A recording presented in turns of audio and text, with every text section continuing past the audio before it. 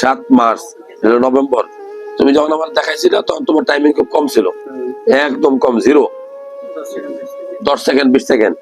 যখন তুমি ওষুধ খেলে, আমার ওষুধগুলা খাওয়ার মুহূর্তে, ওষুধ খাওয়ার পরে তোমার অনুভূতি কি ছিল?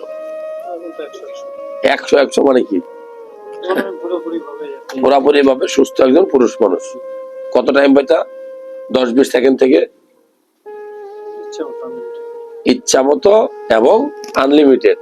আলহামদুলিল্লাহ। দেখো, তুমি, আমি, আমরা সবাই পুরুষ মানুষ। আমাদের জীবনে যখন হতাশা আছে, অথবা কেউ যদি আমরা অনেক বেশি মাস্টারবেশন করি, অথবা কেউ যদি আমরা অনেক পর্নোগ্রাফিতে আসক্ত হই, কেউ যদি আমরা ভালো খাবার গুলো না খেয়ে, অনেক সময় অনেকে আছে বাজে খাবার খায়, যেমন ড্রিঙ্কস খায়, সফট ড্রিঙ্কস খায়, নেশা করে, বিড়ি সিগারেট খায়, তাদের জীবনে এই বিপর্যয় আসে। অথবা কোনো কিছুই করে নাই, সব ঠিক আছে, তার পার্টনার ভালো না, ওয়াইফ তাকে কোঅপারেট করে না, তখন মানুষের জীবনে, পুরুষ মানুষের জীবনে হতাশা আছে এবং এই টাইমিংটা কমে যায়। ঔষধ খেয়ে যদি কোনো কারণে ফিরে আসে, সেটাকে ধরে রাখা ওষুধ দিয়েই সম্ভব না। তাহলে কি করতে হবে?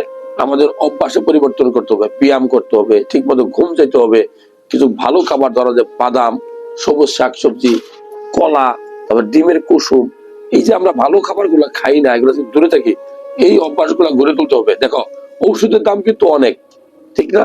তুমি তো ওষুধ কিনে খাইছো, এই ওষুধগুলা এই যে টাইমিং এর ওষুধগুলোর দাম সবসময় বেশি হয়। আর এটা একটা না খাইলে তোমার কিডনি ড্যামেজ হবে।